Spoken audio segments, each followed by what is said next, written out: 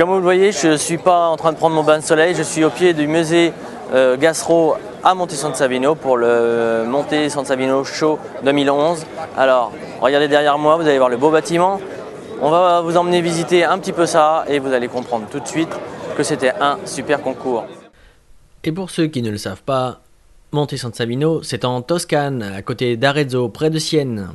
Ah voilà, les premiers arrivés à Monte Savino, à l'hôtel Domenico. Alors vas-y, un t-shirt, voilà, Xavier. On est à Monte Savino, on a les premières nouvelles de la grande blessée de Rubel. Oui, j'ai toujours mal. Comment ça va? Comment ça va? Ça va. Mais j'ai quand même toujours mal. Mais bon, j'ai toujours ma jambe, hein, on me l'a pas enlevée. Et oui, vous venez d'assister à un petit joke privé en compagnie de Xavier et Delphine Agnello qui, de leur côté, venaient de faire 1700 km comme nous et arriver en même temps sur le parking de l'hôtel. Bien, retournons alors à ce qui vous intéresse sûrement davantage, c'est-à-dire les figurines. Au passage, nous allons retrouver Alan Ball qui en profite pour jouer avec la caméra. Et c'est parti donc pour un tour pour visiter Monte Savino. Première visite pour FigurinTV au Monte Savino Show, avec petite balade en fin de journée dans les rues de Monte Savino légèrement désertes, puisque tout le monde s'apprêtait à aller manger les premiers plats de pasta tant désirés. Alors, le soir, accueil garanti par le Gassard. Benvenuti a Monte Savino. Welcome to Monte Savino. Ok. Et oui, Catherine Cesario, juge à Monte Savino, et qui est devenue également notre spécialiste éventail. Accompagné d'un tirage de langue par Richard à droite. Voilà, rôti, superbe. Eh oui, petit repas de bienvenue avec de belles brochettes d'Australiens, d'Allemands, d'Espagnols, d'Italiens, de Français, d'Anglais et même Monsieur Chaudon. J'avais mon opinion et je voulais défendre mon opinion. Et toi, t'arrêtes de filmer. Bon, je me sauve avant que Delphine ne s'en prenne à ma caméra. Donc une petite visite du côté de la salle des standards et standards open avant de remonter à l'étage qui n'était pas spécialement accessible étant donné que le Gassard s'était fait priver d'une salle. Ils leur avaient attribué une salle un petit peu plus en hauteur pour mettre tous les masters. Donc en plus de ça, comme le nombre de pièces quand même près de 1300 faisait que c'était un petit peu serré. Mais sincèrement, on en a quand même pris plein les yeux. Nous avons croisé également Mike Blanc et Maurizio Bruno que nous avons mis en boîte et diffusé prochainement sur FigurinTV. Ah bah, j'avais pas vu les caméras. Alors voilà, Je crâne avec ma... Valérie en train de crâner avec sa boîte. Voilà. On m'a demandé, écoute. Ouais. En plus, je suis filmée, bordel. Vas-y, fais voir un petit peu la caméra parce qu'au moins bah on oui. sait pourquoi tu te la pètes comme ça. Bah, je crois qu'il y a de quoi, hein. Voilà.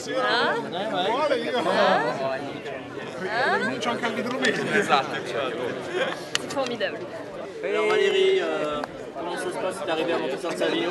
Bah écoute, je suis très contente d'être là. C'est horrible ton truc. Je peux pas là. Si, mais on va le garder par contre. Ah. Ouais, c'est sympa. Alors je suis censée faire quoi? Regardez ma belle boîte. Non, c'est pas la boîte. Maxime, ou alors c'est comme les magiciens avec la tête coupée.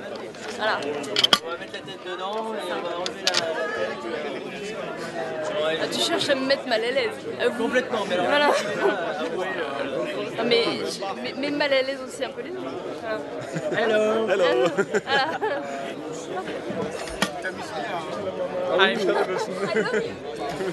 Greetings from Crocodile Dundee, Australia. All the way. Et donc pour continuer cette petite visite, un détour avec le Legio Pictorum dans un petit resto super sympa, où un des modérateurs avait été mis à l'honneur.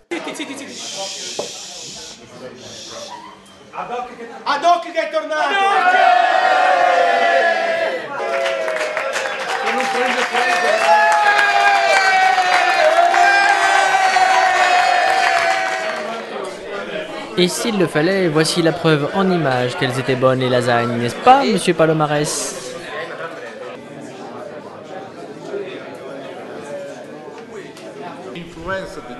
Eh bien, pour finir la digestion, nous allons rencontrer Fabio Nunari, responsable des juges, qui faisait le débrief dans la petite salle à côté, petite église, Des dessinateurs, quelques commerçants étaient ici, nous faisaient propositions de dessins, démonstrations publiques et également les jeux pictorums en pleine action avec les photos. Et ici Richard pour Figurine Magazine. Alors, eh bien, je suis en présence de Luca Baldino qui représente Gas Art et Francesco Farabi qui représente plus le Legio Pictorum qui organise ici le concours de Monte San Savino. Alors, pour FigurinTV, c'est une première visite qui est plutôt très sympathique, mais je vais laisser nos amis nous en dire un petit peu plus. Alors, en termes de pièces, combien avez-vous de pièces au concours déjà? C'est souvent ce qui intéresse le public. Vuole sapere quanti pezzi ci sono in concorso? Ci sono circa 1400 pezzi in concorso. Nous avons presque 1400 pièces, je pense. Più ci sono circa 300 pezzi in esposizione. Nous avons autres 300 pièces in esposition, dans les vitrines des juges, des sponsors et autres choses. Beaucoup de pièces dans les catégories master? Oui, beaucoup. Oui. Beaucoup. Alors, est-ce que vous pouvez me donner un petit peu plus de tuyaux? Comment est né et comment fonctionne depuis 6 ans le Monte San Savino Show? Ok, devi spiegare un pochino che cos'è Monte San Savino. Lo spieghiamo insieme, tu parli e ogni tanto io parlo in francese. Perfetto. Monte San Savino nasce da un progetto. Traduci. No, parla un pochino. Nasce da un progetto che è un ponte tra storia e fantasia. Abbiamo cercato di unire entrambe le categorie, storica e fantasy, in un unico concorso con pari dignità. Alors, je vais traduire. Monte San Savino, il est né avec l'intention de mettre ensemble les catégories fantastiques et les catégories historiques avec la même identité, la même qualité, la même réputation. Et l'idée qui est née avec Monte San Savino, c'est l'idée de faire une bridge, un pont entre fantasy e réalité e fantasy. C'est ça. Abbiamo creato per questo un premio che rappresenta i romani e un goblin, con scritto appunto un ponte tra storia e fantasia. Nous avons créé cette médaille particulière qui c'est le best of standard des concours et c'est une médaille qui représente une romaine historique et une orc ou goblin fantasy qui se gardent et qui vont faire quelque sorte de guerre. No? Et il a écrit un pont entre fantasy et réalité. Abbiamo molti personaggi famosi dell'ambiente praticamente modellistico internazionale e siamo contenti di avervi qua come nostri referenti a FigurinTV e speriamo che vi divertiate. Okay, nous avons ici beaucoup de monde qui est venu de toutes les parts du monde. Nous avons par l'Australie, par la France, par l'Espagne, par l'Allemagne, beaucoup de monde qui viennent, beaucoup de monde international. Nous espérons que le monde vienne ici et passe bonne journée avec figurines. Et nous sommes très contents d'avoir FigurinTV ici pour la première fois et nous espérons que vous allez retourner parce que vous êtes très bien ici.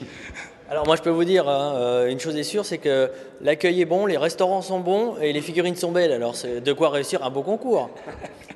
Oui, je pense, ha detto che visto che da mangiare è buono. Il posto è bello, le miniature sono belle, è un buon concorso. Un buon concorso, sì. J'ai vu une petite vache, une petite co sur les tables de concours. Qu'est-ce que c'est que cette vache? È una creazione dedicata alla carne di vacca, diciamo, di mucca, che in Toscana è famosa, la cosiddetta chianina. Traduce. Ok, je vais expliquer. Nous sommes dans une région de l'Italie qui est très connue, en Italie et aussi dans le monde, pour la viande de vache. C'est très connu. Et alors, il a pensé, avec l'organisation Gastarte, de faire une création inspirée par la vache de Tuscany. We are in Tuscany.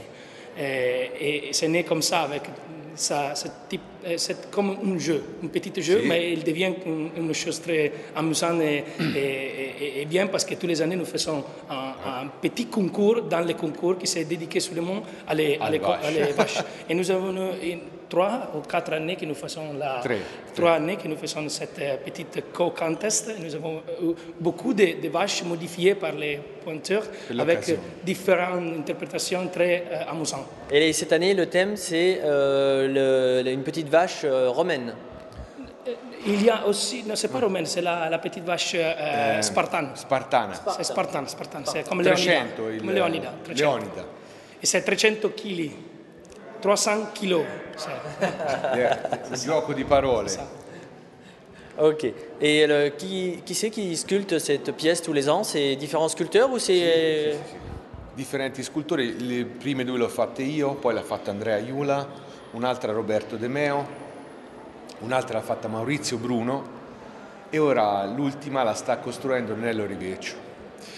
Les premières deux l'a sculpté Luca et après on sculpté un par Andrea Iula, un par Maurizio Bruno, un par Roberto De Meo et le prochain c'est par Nello Rivecchio. Pour s'endormir la nuit, il ne compte pas les petits moutons, il compte les petites vaches. Oui, ha detto che tu non conti le pecore quando dormi, conti le vacche. Ah, le vacche, oui. Peut-être. Et c'est une chose très belle, c'est que le prize. Ah, sì, pour les vaches contest, c'est des viandes de vache. Sì. Ce sont des kilos de viande de vache. Alors si vous voulez manger de la viande, venez vite concourir à Monte San Savino. Alors rendez-vous l'année prochaine pour le prochain Monte San Savino. Est-ce que vous connaissez déjà les dates? Sappiamo già le date del prossimo Monte San Savino? La seconda settimana di novembre. La seconde semaine de novembre, comme tous les années. Bien, eh bien, merci pour votre accueil et puis on va continuer à faire notre balade dans le concours. Oui, merci à vous et nous espérons que tu vas retourner. Sì, oui.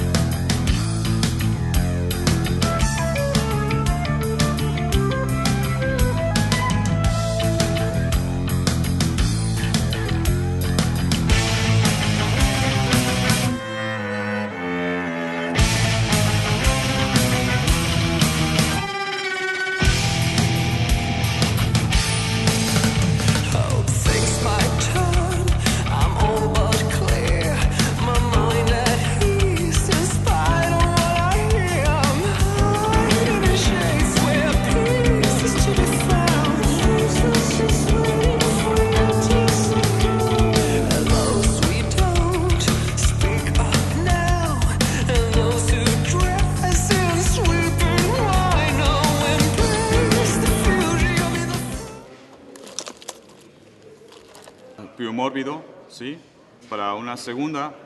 Et oui, la fin de notre petit reportage approche et comme dans beaucoup de concours, il y avait également des démonstrations publiques avec Massimo Pascoli et Roberto Chaudon, pardon, Monsieur Chaudon. Private joke. Évidemment, les cancres près du radiateur étaient un petit peu dissipés. Are you serious?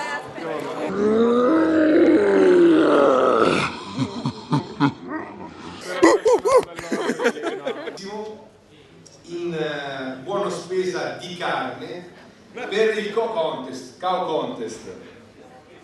Chi partecipa praticamente invece di avere la medaglia. Ciao da Monte Savino. Et à la demande de Francesco Farabi, voici le mot des juges. Buongiorno, abbiamo terminato il lavoro della giuria finalmente stamattina, è stato un lavoro piuttosto difficile, i pezzi erano tantissimi, per cui in primo luogo bisogna ringraziare il lavoro dei giurati. Il lavoro dei giurati si è svolto in 2 sessioni, la prima sessione è divisa in team, hanno fatto i giudizi sulle varie categorie e la seconda sessione è stata con sessione generale in cui abbiamo deciso alcuni trofei speciali e i vari best delle varie categorie.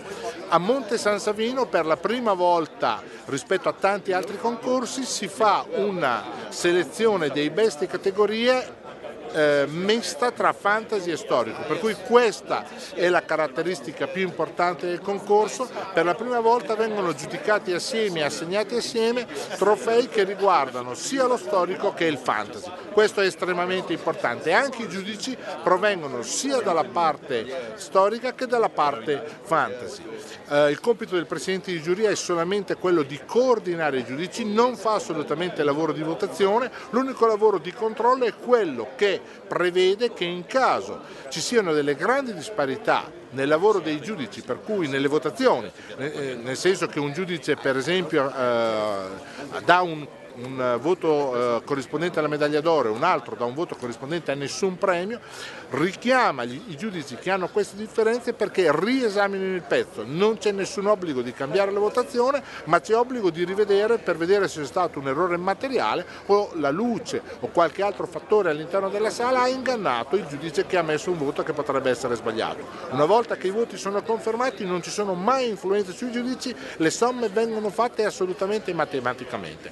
Mentre la scelta dei best viene fatta per esclusione in maniera collegiale, tutti votano e mano a mano vengono esclusi i pezzi che ottengono meno voti e alla fine si fa un ballottaggio finale tra gli ultimi 2 rimasti e a maggioranza viene deciso il best. Questo è stato il lavoro, ringrazio moltissimi giudici, abbiamo avuto problemi di provenienza, problemi di linguaggio, problemi di attitudine mentale, ma credo che alla fine il lavoro sia stato soddisfacente.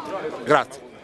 Ma façon de juger, c'est déjà en tout premier lieu, je regarde la technique, je regarde la qualité de peinture, la qualité de sculpture, les erreurs anatomiques et je fais ma sélection comme ça. Ensuite, à pièces égales en qualité, technique, évidemment, je vais choisir la pièce qui dégage le plus d'émotion, même si la qualité technique n'est pas très haute, la pièce qui dégagera le plus d'émotion aura mon choix. Voilà à peu près comment je me détermine. Je parle là dans la catégorie master. Dans la catégorie standard, j'essaye de tirer par le haut. Quand je vois qu'il n'y a pas de grosses fautes de peinture, de montage, je prime une pièce, mais j'essaye toujours de tirer par le haut. Les masters, c'est un peu plus compliqué parce que le niveau est tellement haut qu'on est obligé de regarder autre chose. Donc, essentiellement, une pièce qui dégagera une grande émotion aura ma préférence. How did you judge the pieces? How did you choose the winners? I'm personally judging from the heart. It's like seeing the figures, and I always search for atmosphere. I'm not searching for technique only, I'm searching for atmosphere and the feeling a miniature brings to me. And when I feel something, when I feel the painter's soul in the miniature, then it's a very good figure for me. It's like it's about the soul in the figure. That's my personal choice, why I choose figures to win something, or it's about heart. It's about the heart and soul of a figure. In my opinion, there's different criteria. One of them, of course, is the technical aspect, that we must look for it, because it's the difference between the levels and the reference that we have in the miniature world, comparing with professionals or the top painters and sculptors. So we must look for it also in the sculpture and also in the painting. But there is something else that, in my opinion, makes the difference between a good miniature and a piece of art, I think. And it is soul. Soul is something that is not, you cannot measure, you cannot value, but in some aspect you can see it, because it comes from the beginning of the process in the miniature. When something is thinked, when the person that has done it has think about it, about the composition, about the color theory, about the harmony, about how it will work in every aspect, about the storytelling, which is very important, from the base to the sculpture and ending with the final touches. Everything, of course, is important, but in my opinion, something with soul should be more important than something just well painted, because it's not that everyone can paint as a god. We have only one god, I think, or maybe several, but we don't know them. But it is true that if you teach a monkey to paint, he will do it properly, and it exists. There are monkeys that paint pictures, but mankind, we have something else. His expression, his soul, and his our experience, our knowledge, our vision of life, of everything. We can show it in the miniature world. And in my opinion, the worst part of the miniature world is that most of the public that are outside, they don't consider us as an artist, because the majority of the miniatures that we see, they don't show anything else than a perfect technique. So I think that people should look for something else, express themselves and be free, because there are much more techniques and ways of interpretation that we have seen already. The miniature world is very young, but as the Impressionism now is a classic style, and in that age was something radical that no one wanted, we have the chance to add and to show a lot of different painting and sculpting interpretation that could be good, because in the end, good is for the eye of the spectator. So if you feel something, it means that it is good. Tecnica, creatività e innovazione, credo che siano le uniche risposte che possiamo cercare in questo mondo che ci appassiona così tanto, quindi cerchiamo di portare avanti questi concetti per, come diceva del resto Alfonso prima, quindi il concetto è questo, ognuno ovviamente ha le proprie preferenze che fanno leggermente la differenza, ma cerchiamo di basare tutti la nostra ricerca in questa direzione. Per me il criterio di giudizio è stato esclusivamente emozionale, non mi interessa la tecnica di pittura, la scultura, ma solamente quello che la miniatura può trasmettere. La penso come Alfonso, non so però quanto dell'intervista di Alfonso resterà su questo sito, no, ma la penso esattamente come lui, solamente emozionale, cerco di trasmettere. The criteria is, how I say, more the painting goes to the real thing. So it is technique, maybe for the sculpting it to be correct, not the anatomy would be not wrong. And I think Alfonso covered the other part. So it was difficult because the level was very high. So we have a lot to decide. a lot of good works to decide. So the criteria are as simple as everybody. Salve a tutti, sono Alberto Fabbri e ho avuto l'onore quest'anno di partecipare a questa giuria splendida in un contesto meraviglioso perché abbiamo avuto oltre 1000 pezzi, 1200, adesso non so con precisione, di assoluto valore, sia nella versione standard sia nella versione master.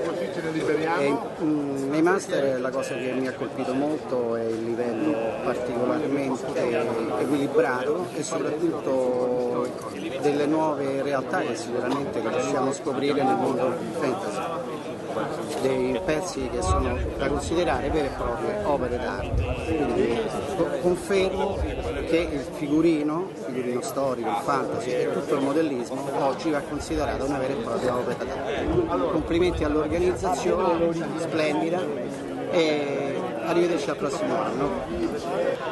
I think it's, as the others have said, it's important to understand that there are many different elements which go to making a good figure. There's, of course, technique and composition and creativity and color use, and all these things need to come together to create some kind of whole, which creates something larger and makes some kind of feeling in the figure, which is, as Alfonso was talking about, emotion. And all these different elements need to come together to create some kind of emotion or feeling in a figure.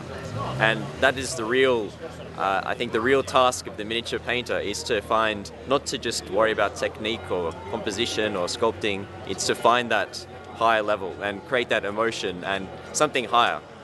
And I think that's the real, at the core of what makes a good figure. So this is what I try to look for as a judge. Of course, I appreciate all the other elements, but I think for a good figure to become a great figure, it needs to somehow find that emotion and transmit a message, a higher message. So.